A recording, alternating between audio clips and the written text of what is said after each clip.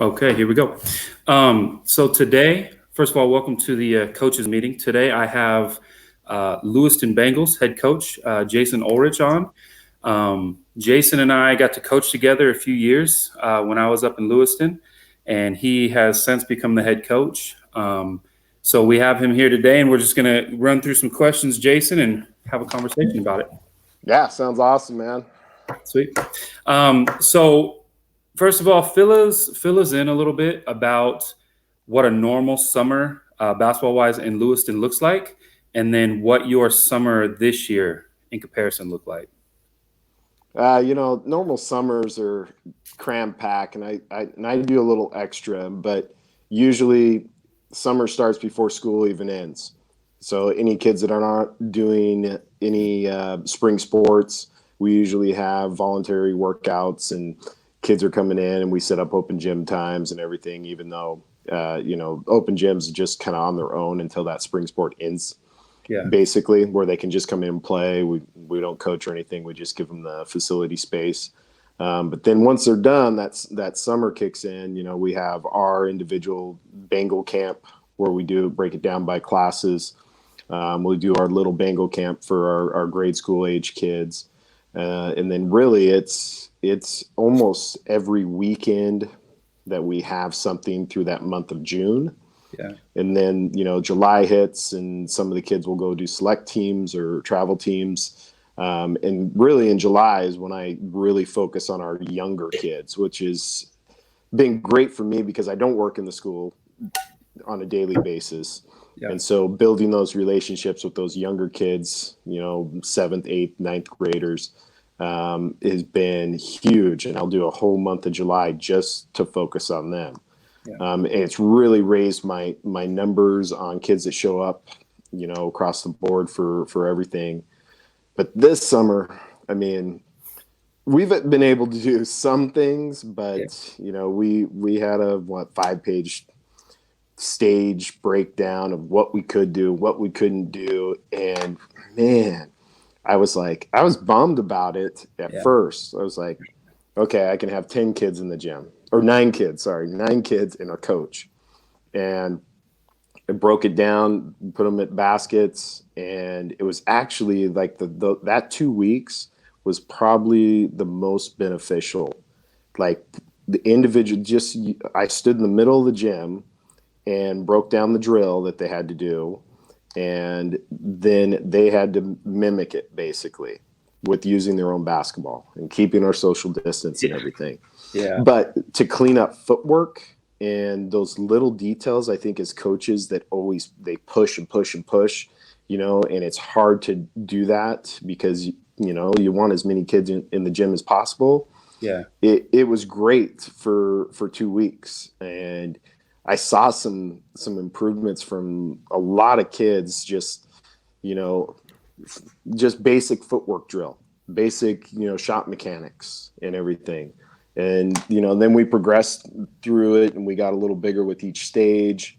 We were able to do a little bit of live action, very minimal, but it was all separated out by classes. So I kept and I didn't even go with my younger kids. It was freshmen and sophomores together for an hour, and juniors and seniors together for an hour. And that's what we're continuing to do. Yeah. Okay.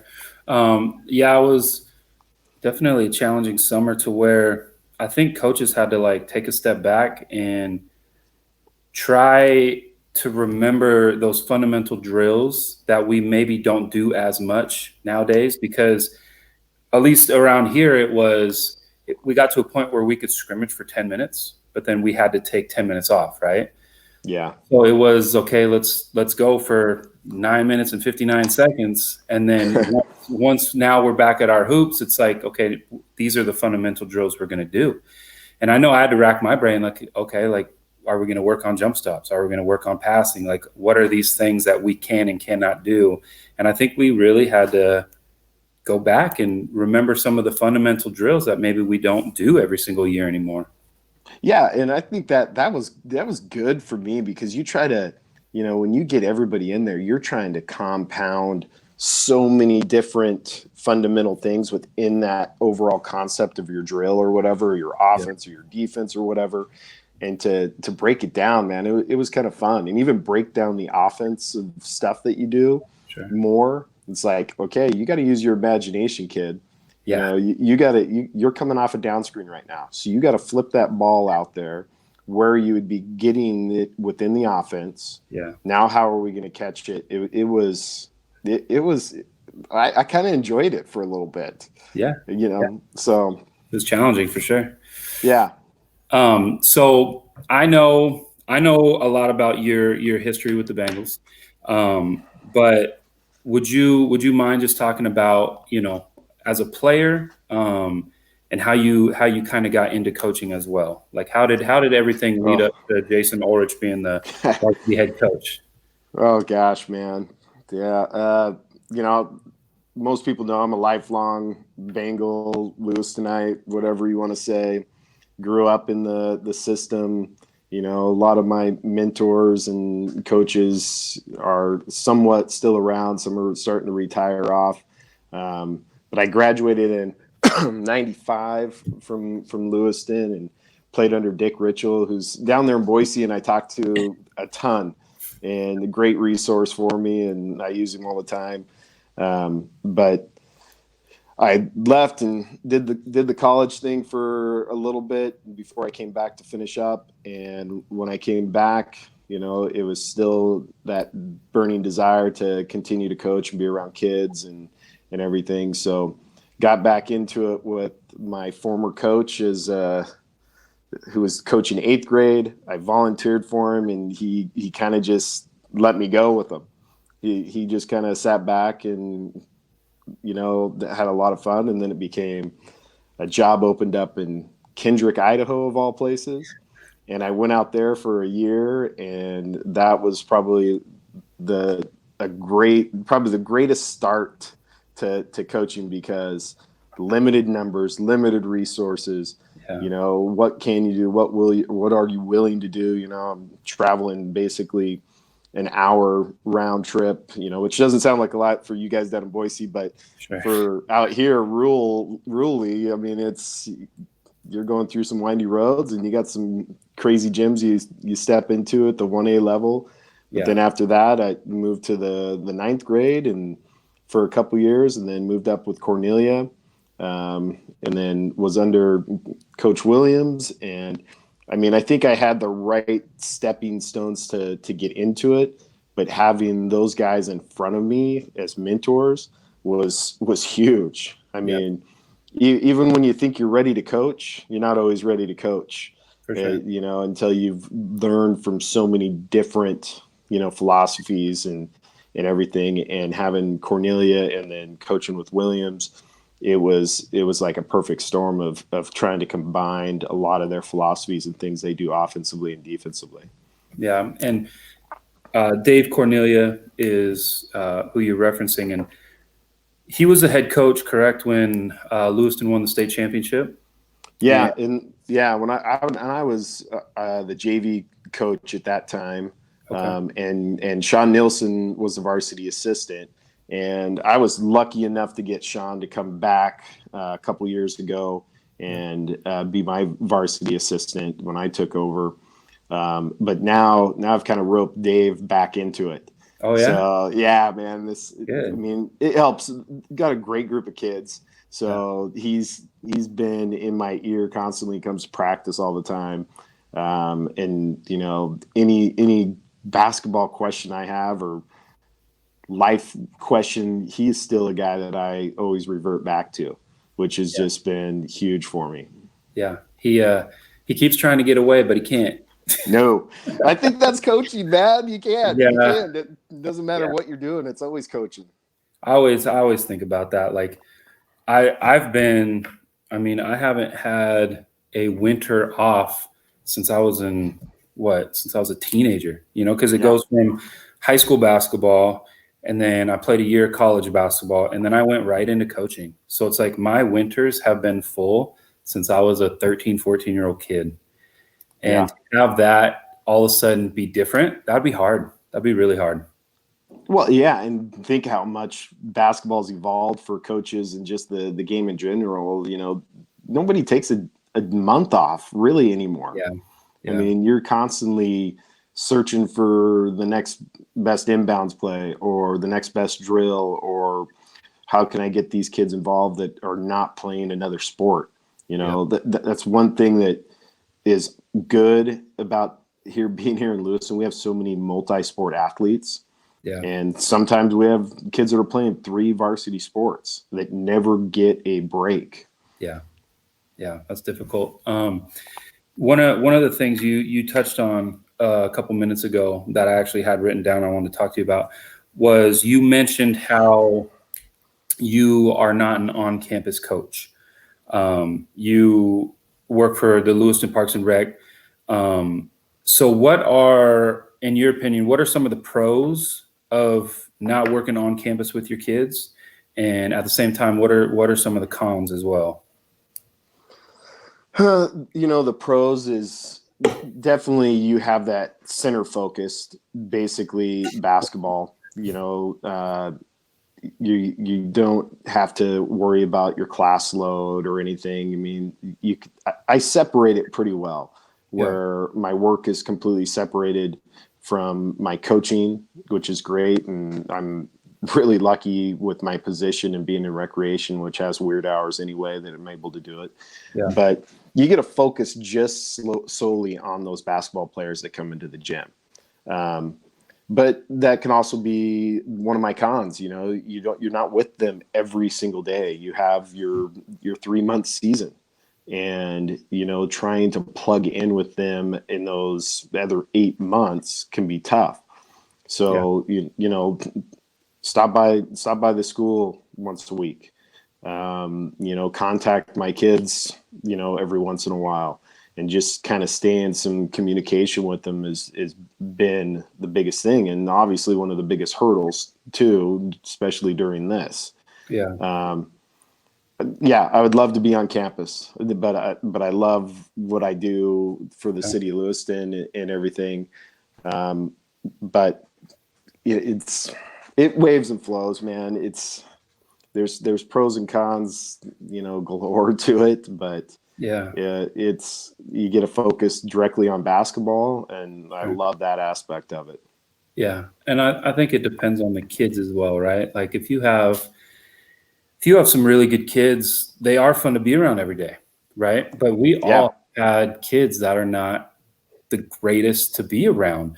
And, you might have emails halfway through the day about this kid and that kid. And then you got to go walk down to English class and give them a talking to. Like, there's sometimes where I wish, man, coaching you, I really wish I could just show up at 3 o'clock and leave at 5:30. I think it depends on the kids as well, man. They kind of steer that ship a little bit. yeah, and I try to be as involved as I can, like with grade checks, and just trying to tie in with them personally, and whether it's your favorite player or least favorite player, Yeah. they're still part of it. So you got to show them really that you care. And I mean, I have had more lunch hours, especially during season, that I spent up, pulling a kid out of class. And Yeah. that's what's great about our administration. They're like, yeah, who do you want? When do you want them? They will pull them out. I'll spend 5 minutes with them. Usually get them squared away if it's a grade thing or an attitude thing. Yeah. So I still get full access to them. It's just usually, trying to find that pocket or window to get up there to the gym. Sure. Yeah. Lewiston, you guys have your new school opening this year, correct? Yeah. So was your summer basketball this year at the new school, or was it still at Booth? Now we're still at Booth, which I'm fine with. I love Booth Hall, but Yeah. the floor is the absolute last thing they will finish because it's got to be dust free and Sure. all that. So basically, they're done. We're waiting for occupancy to open up.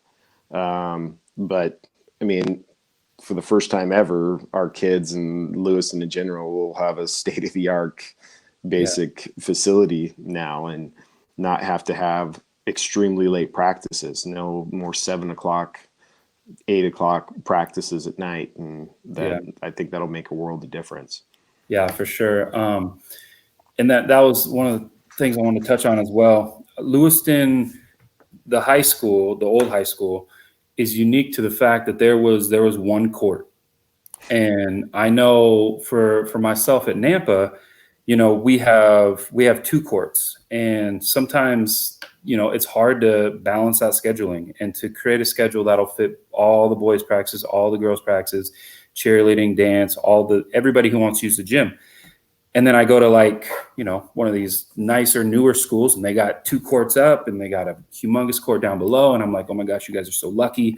But then you think about some of the practices that I've seen you run and that I saw Corey run when he was the head coach. And there's also a lot to sharing a gym and how I think it could be really good for those younger players to share that gym with the varsity.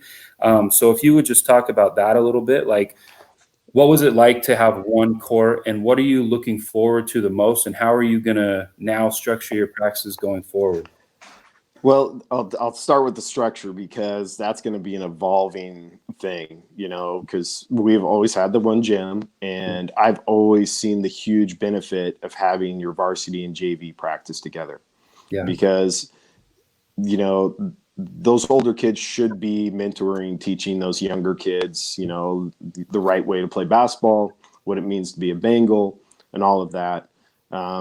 It's going to be a little different, where, we might have to split basically three of our four teams, or two of our four teams at a time.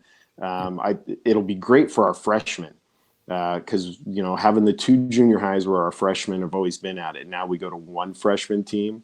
Yeah. I think it's going to benefit them. And, hey, you're going to practice with the C squad, today, or this week, or to work on the bigger concepts.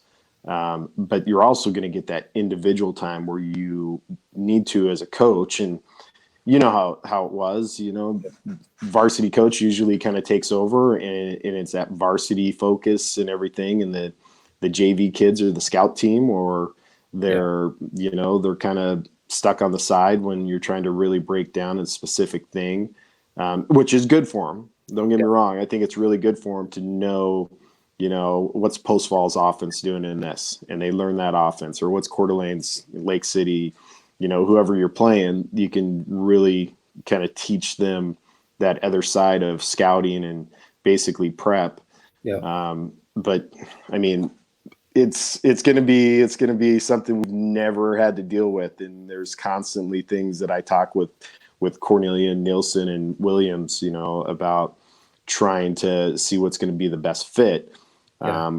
It's just going to be, even having two gyms I think would be hugely beneficial. But now with three, it's getting everybody in there at the time. And okay, I can turn to my varsity assistant and say, hey man, you got the varsity. I'm going to go up and help the JV or our C squad or our freshmen, and making sure that they have those same concepts and stuff in for building a program. Yeah. Have you been up to the new high school yet? Have you seen it? Yeah, I saw it one time after we lost our last game to make it the state tournament. Our principal Driscoll took me up there to kind of cheer me up, and it's amazing, man. These kids are spoiled. They're gonna love every bit of it. And I told them hopefully we could take some of the old ghosts from Booth Hall and take them up there to the new place, but they're itching to get in. I mean, every week that we have, workouts and stuff, hey, when are we going to be able to get in up there? Yeah. I mean, right now we're probably looking at in August, like right before school starts. Okay. When we could get in there. Okay. I talk about this with my brother-in-law and my sister all the time, because they spent about 10 years in Lewiston as well. I remember my first day, I came in to meet Corey when I was talking about being the JV coach, and he took me to his office, and you got to walk through the locker room, right, to get to the office. And Most embarrassing locker room in America, man. I was like, do you realize that a lot of these faces to the lockers are gone? Yeah. So no, I'm excited. I'm excited for Lewiston to get that school that, you know, you guys deserve, and to be the coach that gets to break it in. That's pretty cool. Yeah. Pretty The cool. only thing I wish I had the very first game that was ever going to be on there. You know, volleyball's first. So Yeah. they're going to break it in, and then girls basketball starts right before us. So Yeah. I mean, not that I want them to lose, but I'd love to have the first victory ever. You in want that the first place. win there? Yeah. I like it. Talk about a little about your coaching philosophy. I was fortunate enough to coach with you, and I know that you are an offensive mind. So I just kind of wanted you to talk a little bit about what you do offensively with the Bengals. You know, obviously you have to differentiate that sometimes because of your personnel and stuff like that. But what is like the Lewiston staple in what you kind of want your program to look like? We want to shoot it before we turn it over. I like that. You know, no, my philosophy changes almost with that group that is coming through. You Yeah. know, I was blessed to have like a Tristan Bradley and a Colton Richardson, some big kids, man, Yeah. and then some really good guard play around them. And so we went to a lot of ball screen stuff. And then I've had some years where you have no size and you go 5 out. You're going to spread the floor and you're going to play fast. Yeah. And now with this group, it's crazy because I have like a pretty good mix of that. And I mean, I don't know about you or what you see more. It seems like we get more and more just everyone's an athlete, and every whether you're 7 feet tall or 5 feet tall, everyone's got guard skills now, which is amazing. Yeah. So, you know, and I just got asked this the other day from a parent that came by to pick his kid up and things to work on. And I mean, it always comes back to ball handling and speed. Yeah. You know, the shot we can work with, the scheme of things we can work with. But I want a kid that is going to play fast, be able to continue to get fast, and be able to handle the ball. Yeah. But you know, I love the everyday box play. You know me, name a college, name a state, and we probably got to play off. That's just probably coming from Cornelia. But I also love the transition game. Yeah. You know, anytime you can score early and easier, it's nice. You know, kids are hard to hold the ball and run your traditional continuity offense. Yeah. So you know, it's always constantly evolving. If I stop evolving, I think within my philosophy, then it's time for me to get out of coaching. If I get set in my ways, and you know, Bengal basketball is, you know, we're gonna run flex for 20 years. You're not gonna have success. Yeah.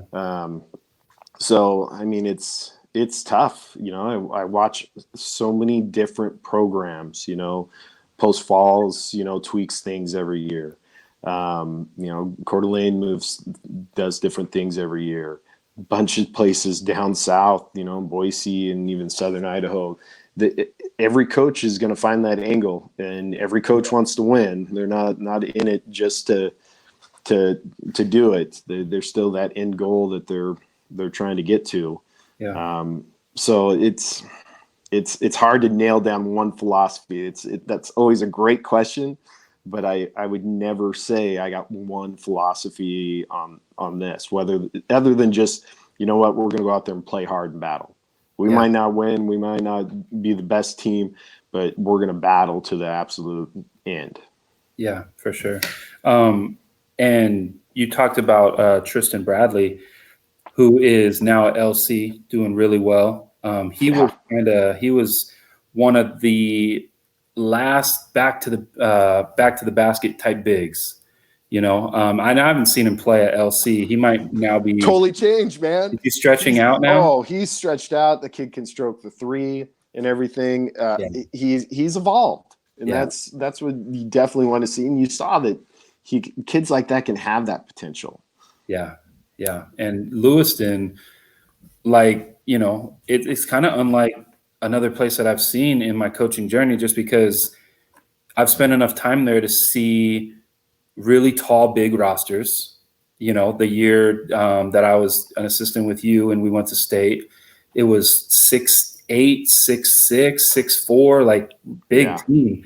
And then there was years where our coaching staff is the tallest group out there, Yeah, so absolutely. It fluctuates in Lewiston more than anything I've seen. I need some more kids to drink that water that gets them to 6'8". You can't teach height, right? That's right. So another thing that's pretty unique about Lewiston that I'm not sure so many people know or appreciate is in that IEL in your league, your closest league game is over 100 miles away. Yeah. It's a drive. It is, get out of school early. We're not getting home till 1 o'clock in the morning, 2 o'clock in the morning in the winter time, with tough roads and all that. Is there anything that you do specifically or things that you've tried? Because you've been doing that trip, your whole coaching career, and there has to be times where you get off the bus flat, and there's probably was times where you got off the bus ready to go. So is there anything that you do in specific to try and get your boys going after being on a bus for that long? I think it's just bred into us, man. It's, if we did a 20-minute trip, it might take a quarter and a half to 2 quarters for us to get going and get off the bus because they're just not used to it. No real trick. I usually hand out our scouting report, even though we've gone over it that week or something, with their individual matchups and just overall stuff that, gives them that thing to read through and just kind of refocus. A lot of times when we roll into any town, it's a quiet bus. No one's talking. Everybody, whether they got their headsets on or not, whether you're the first game or the last game, if we have 3 teams going, it is a quiet bus and it is time to focus up so that you want that look when you walk in that you're ready to play. You don't want to be extremely loosey-goosey with everything. But I tell you what, man, I'd love to get off a Yellow Dog and have that 20-minute commute or even drive my own car to it. I don't know if that's what a lot of Boise schools do, if we even take the buses. When we play teams in the same city, so like when Nampa plays Columbia, or if we were to play Skyview, kids drive themselves. We'll meet you there.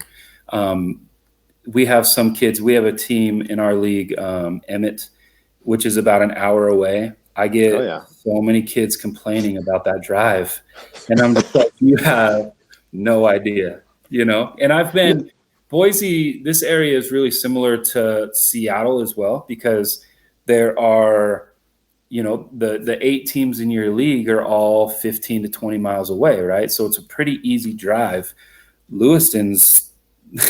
I've never. When you're downloading a movie to go on a road trip for a league game, you're spending some time. We always kind of joke about it that we're the 5A in the middle of nowhere. Yeah. Where that makes it hard to get games to play bigger schools, and that's why we're so reliant on Washington State and Oregon schools and anything that is a little bit closer, but we're willing to travel because of that. Yeah. So it's bred into us, man. It doesn't even affect me anymore. I get pretty comfortable and lay down and you can take a nap and kind of refresh. It's about the only time I sleep during basketball season, I think, is on the bus before the game. Yeah. The only thing that prepared me for those was working at LC the year before and doing those trips to northern Montana and 14 hours in the winter. We had an assistant coach wiping the windows so they wouldn't freeze over. It's the only thing that prepared me for those drives. One of my early jobs when I was younger, man, I actually drove a bus, and I'm always waiting for that day for something to happen when I'm going to have to drive the bus home from a game or to a game. I mean, last year we got stuck in the snow trying to get out of the one rest stop that we have that we always stop at. We got stuck in the snow. So the whole basketball team had to get off and basically push that freaking bus out of the snow. It was. I mean, that's just what you expect. Was it at least after a win? Yes, it was. Good. Yeah, so that's all right, man. Good. That's, you know what? Good team building right there. Yeah, why not, right? A little cold, but still. Yeah. You just touched on it. When it comes to scheduling, I know that there's the crosstown rivalry where you guys, or across the bridge, I guess, rivalry where you guys play Clarkston in Washington. You play them twice a year, usually once at LCSC. No, man. That changed? That changed a few years ago when they went to that RPI stuff. So you only play them once? We only play them once, unless we play them in the Vista Holiday Tournament that we host. Yeah. But anyway, sorry, go ahead. No, yeah. Outside of that one game, I guess now that you have on your schedule, when you're building your schedule for the next year, I know a lot of coaches kind of look at, what are we going to be good? Are we going to be young? Are we going to be learning? That's kind of how I want to develop my schedule. But when it comes to like location and stuff, you sometimes need to just get a game. So what do you do your own scheduling, number one, and what input do you have then when your AD makes a schedule of, what teams you want to play? I use the summer a lot, going to camps and trying to build those relationships with other coaches and, but mainly it's Corey running that, but he's always asking me, hey, when you go to camp, talk to, whoever you guys might want to play, see if we can get them up here. And really, even if it's a one-time deal, it's a trade. So it's a 2-year agreement. So either we're going to go to their place one year and they're going to come back and return the favor. And that's what's been really good about the Tri-City schools, of picking them up. We picked up a couple of Spokane schools over the years where we'll do a home and away. But, I mean, now, especially now, that's all going to go away. I'd be surprised even if we get a 15-game, season out of it. But it's tough. Like this year, I was talking to Josh with Centennial, and me and him come kind of buddies on and off during the year, and we were real close to getting a couple Boise schools to come up here, open up our new facility, kind of do a North versus South deal. Had Lake City that was going to come down and play in it to kick off the season. And, they said the ADs down in Boise wouldn't allow it. They wouldn't allow that travel because you got so many schools right there. Yeah. So, I mean, we're willing to get on the bus and drive wherever we have to get games. But there are going to be those lean years where you don't want to. But knowing, if we get into a 2-year agreement, basically, we're going to have to go. If we have to go over and play Richland or, which has been a real big powerhouse over there. There's the first time we played them, it was 90-88. It was a track meet. It was one of the funnest games ever. And the next year, that was after I lost Tristan's class and everything, and we were pretty lean and young and everything, but we had to go over there and play them. And it was still a good experience, even though I think they ended up second in state that year, or third in state, which is, you got to do it to get those games and build those relationships between other schools. Richland's a huge school. They're a big time school in Washington. We never went, when I was coaching in Washington, we never went out to the Tri-Cities. We kind of just stayed in that Seattle-Tacoma area. But you'd always hear Richland at the Tacoma Dome. You'd always hear about those teams then, and they're big and they're strong and they're good. They're really good. So amazing program. That I'd love to play him again. I'd love to get him back on the schedule, especially this year, man. I'd love to play anybody. I don't care who it is, man. Sure. I feel so confident with these guys. It's like this is the year you want to kind of go out and try to impress, and these kids are trying to do that by, they show their commitment right now. I mean, and I don't know how it is for your open gyms, not to change the subject, but it's like you see these everyday kids that just grind, man. They just, especially with this class, they're grinding when, a lot of kids would just, during this time, they would just take it off. Yeah. I don't have to be there. Coach, has already sent out that, these aren't mandatory, if you, following all the CDC stuff and everything. But basically, I have my whole group that is consistently in the gym, which is just huge. I mean, it's huge for leadership for those younger kids, but it's just huge, I think, that kind of, I think gives us a leg up going into whatever season or type that we get to have. Yeah. And I know last year you guys had a good year, made it deep into the playoffs. You were one game away from that play-in game. What's the roster look like coming back? How many seniors did you have last year? How many seniors are you going to have this year? First time ever in my life, 0 seniors. Wow. I had 0 seniors. And I think the majority of them will be back. Yeah. The problem is, there's such a good group of kids, and my JV was very junior heavy. Okay. And so it's going to be tough, man. This will be last year I had 64 kids try out for 3 teams, basically. Yeah. So we cut a ton, and we actually went to an extra day. First time ever I've done 4 days for tryouts and everything. And those kids did everything in the summer and everything. So it should be the majority of the team coming back. But some of these juniors that, are going to be seniors are going to be really hungry. I mean, the main ones though, like Cash Lang, George, Forsman, who's my others that should only have 3 or 4 seniors really. Jace McCarthy will be a junior. Cruz Hepburn will be a junior. So it's, we're not going to lose much even after this year, which is awesome. Yeah. And the kids coming up behind them, like a freshman like James White, who, if you haven't seen that kid in any sport, you are missing out. He is a freak. I mean, football wise, he is a powerhouse. Track, he's fast as heck.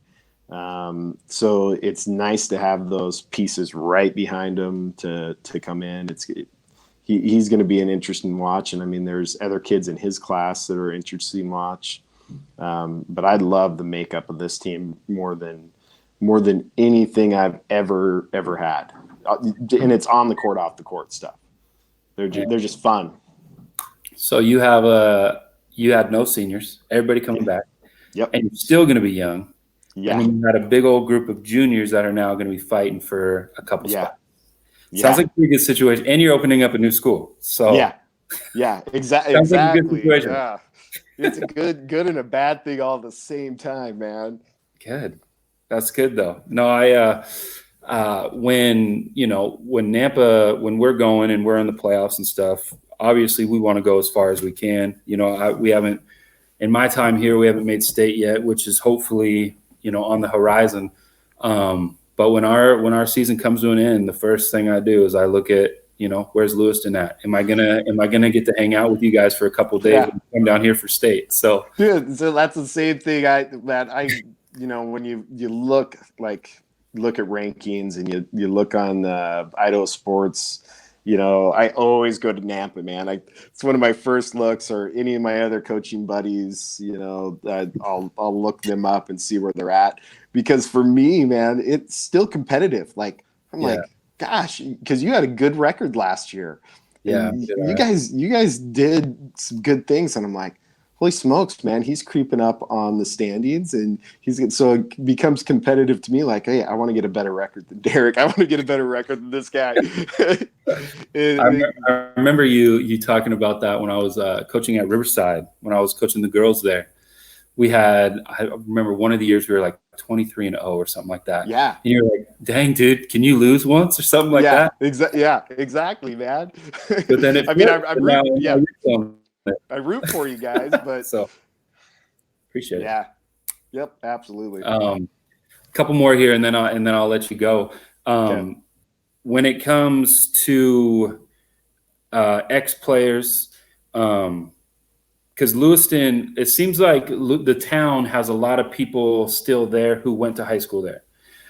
They might, go to college, they might leave, go to college, but then they come back. So what kind of connection do you have with former players? And do any of those ex-players have any relationship with current players?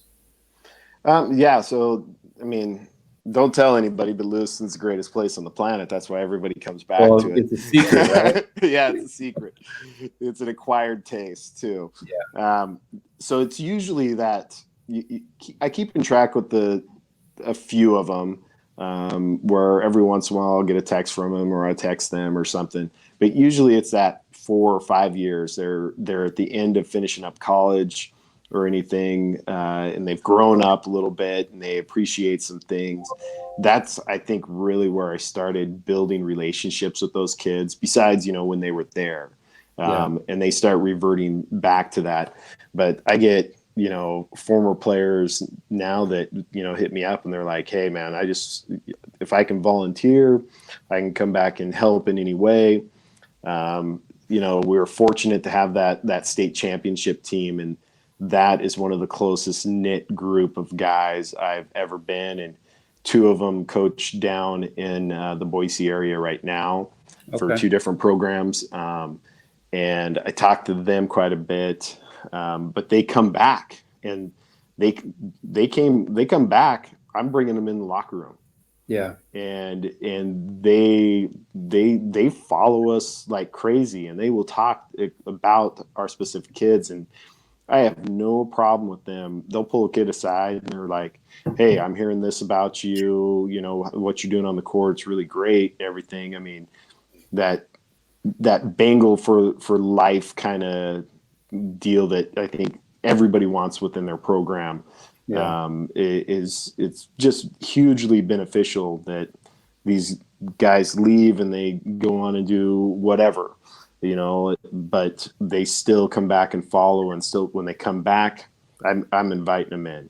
I've had kids that I have not coached, if it's a big game, especially a rivalry game, I'll bring them in the locker room. They are always welcome to come in, and they love it. Yeah. I lined a locker room, I think, with like about 25 guys that were former players from basically when I played to now, that had graduated, and I invited them in. I sent it out, and guys jumped all over it that were around, and we just filled it up. And we circled up. It was kind of cool. We circled up, and you got a player, and then you got a former player, and everybody's holding hands and everything during pregame, and it's just a cool experience for them. Yeah, and it's cool for those guys to be able to relive those days, man. They don't want those days to end. Yeah. And it's hard to describe on your end, I imagine, because I feel that. I didn't grow up in Lewiston. I didn't go to Lewiston High. I think I coached at Lewiston for a total of 3 years, 2 with Corey and then 1 under you. And you feel it. I still feel it. There is something about that town, and it might be, the one high school town or whatever it is, but there's something special about that place. And yeah, you feel like it. You feel like a Bengal. Even when you leave, you feel, obviously I look at the scores and stuff just to follow you, but it's also Lewiston High School. It's the Bengals. So there's kids that still remember you. Like when we talk during the season, and I'll be like, hey, yeah, I talked to Coach Pegram, and they're like, Coach Pegram. Oh, that was the guy that coached here a few years ago. I'm like, yep, that's him. They still remembered you. good, bad, or indifferent. I don't know what the memory. Yeah, probably was. mostly bad. No. I got one more for you, and then I'll let you go. Okay. You've kind of explained throughout this whole podcast that you've been a Bengal since day one. You went to school there, you played there, you coached there. You've seen a lot of talent. You were a part of the state championship team. Is there one kid when you think about Lewiston basketball that stands out to you? And why does that kid stand out? What are the qualities that kid possesses that really make him stand out above the rest? Oh gosh, man. Now that's a tough question. There's a lot. I know there's a lot. That's why I want to ask that. Yeah, there's a lot. I mean, if I had to pick, wow, one kid, I mean, that I did not, if I was not the head during our state championship run, we had some special kids, and I know I was not the head coach. And maybe he comes to mind just because everything he overcame. But Ryan Young, who, was not really a basketball kid. He was a football stud, but possessed all those little things that you want in a player. I think he was 5'10", maybe 5'11", and he was state player of the year. And he was the reason we had so much success. And it wasn't even really his number one thing. He went to U of I to play football before he got hurt up there. But that kid had so much passion and fight and drive in him. It was amazing. And just this last year, he came into our locker room before one of the Avista holiday tournament games, and he gave one of the best speeches I ever heard, man. And I was trying to get him to wrap up to get him out of there, but he just, that kid has not changed, man. He's all about it. But he comes in mind. Obviously Tristan Bradley, just because of the sheer dominance and a totally different side than Ryan, where he was quiet. And for being 6'8", I would always get on that kid about, hey, when you go up and dunk the basketball, I want you to get your legs out. I want to see like a Shaquille O'Neal kind of thing. And he's like, well, coach, you've always told us, to act like we've been there before. And I'm like, sucker, man. It's a perfect answer back, but he would rather go up and just lay it in, or just softly kind of put it in and everything. And get back on defense and block 6 shots before we got it back or something. Yeah. Those two kids that come to mind. There's a bunch of other kids that they just do these little things, man. I hope none of my kids watch this now, because they're going to say, why didn't you talk about me? Not me. Yeah. Yeah. But it is. There is many kids that you see certain traits in them. Yeah. And Ryan had just a crazy amount of passion, and the way he approached the game, whether he had a good game or a bad game, man, it was great to see, really it wasn't his main sport. And he turned it into his main sport when he was in it. Yeah. And he was just a beast. And that must have been before my time, because I don't recognize that name, but yeah, sounds like quite the guy. Yes, Samoan kid, man. So tough as nails. Yeah. He was amazing, and he would bark at you back and forth, and he got everybody going. But fun group. Fun good for sure. I want to thank you for being on here.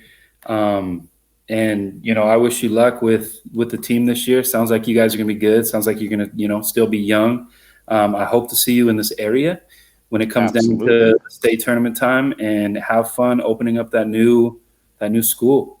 And thanks, man. I'm not gonna hope that the girls in the girls team in volleyball lose, so you get that first. No. But enjoy the first one. Yeah, absolutely. No, dude, this was a blast. I'm glad you're putting this stuff together, man. This is a good, healthy break, I think, for us coaches and stuff. I look forward to seeing these pop up, man. This is cool. Good, man. And good luck. Hey, good luck to you guys too, man. Thank you. I just wish we could figure out a way where we could play each other. Have that tournament that you're talking about to start the year and invite us. We'll be there. Okay. All right, man. On it. See you later. All right. Yeah. Thanks, man. Bye.